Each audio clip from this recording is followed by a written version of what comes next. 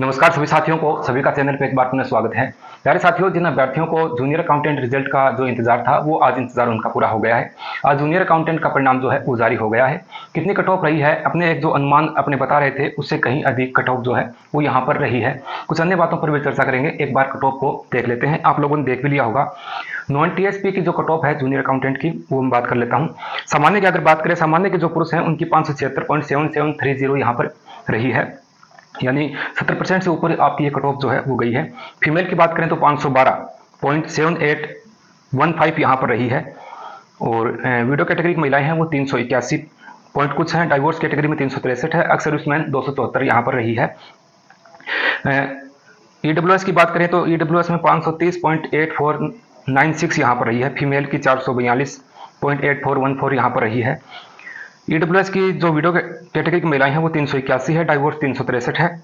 समान ही यहाँ पर रही है। एससी में जो सामान्य के पुरुष हैं उनकी 474 के आसपास यहाँ पर कट ऑफ जो है वो रही है।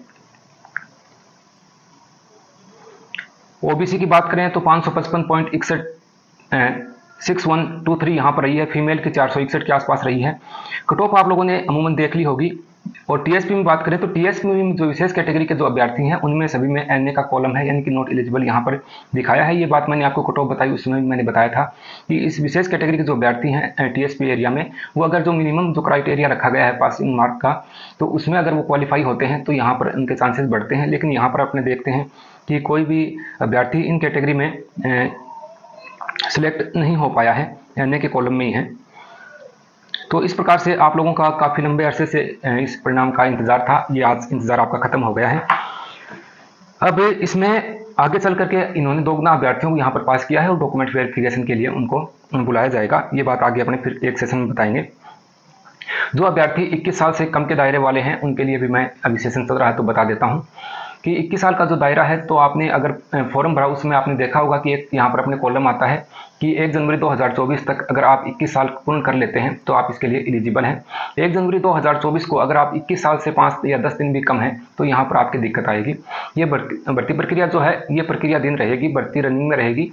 यानी अभी दोगुना का परिणाम आया है, फिर डॉक्यूमेंट वेरिफिकेशन होगा, उसके पश्चात इसका अंतिम परिणाम भी जारी हो जाएगा।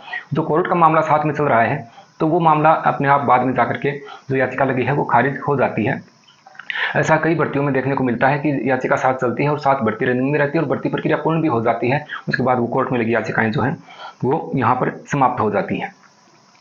तो जिन अभ्यर्थियों की आयु कम है तो उनके तो दिक्कत आ सकती है। अभी तो आपको इस परिणाम में शामिल किया होगा, किया है, जाहिर सी बात है, लेकिन दस्तावेज सत्यापन के समय जिन अभ्यर्थियों की आयु कम है उनको बाहर होना पड़ सकता है। तो कट ऑफ एक अनुमान जो था वो सही नहीं निकला। अपने ये सोच के चल रहे थे कि 2 पेपर हैं और एक जो क्वालिफाई एरिया जो रखा गया है क्राइटेरिया, तो उसमें कई अभ्यर्थी बाहर होंगे तो कट ऑफ एक बड़े लेवल में नहीं जाने वाली है। लेकिन यहाँ कट ऑफ जो है वो एक रिकॉर्ड तोड़ कट ऑफ अपने इसको मान सकते हैं। अच्छे लेवल में ये कट ऑफ गई है और जिन अभ्यर्थियों का यहाँ पर दोगुना की सूची में चयन हुआ है उनको मेरी तरफ से बहुत बहुत शुभकामनाएं और अंतिम रूप से भी उनका चयन हो, ऐसी मैं भगवान से दुआ करता हूँ। यही आशा है मेरी।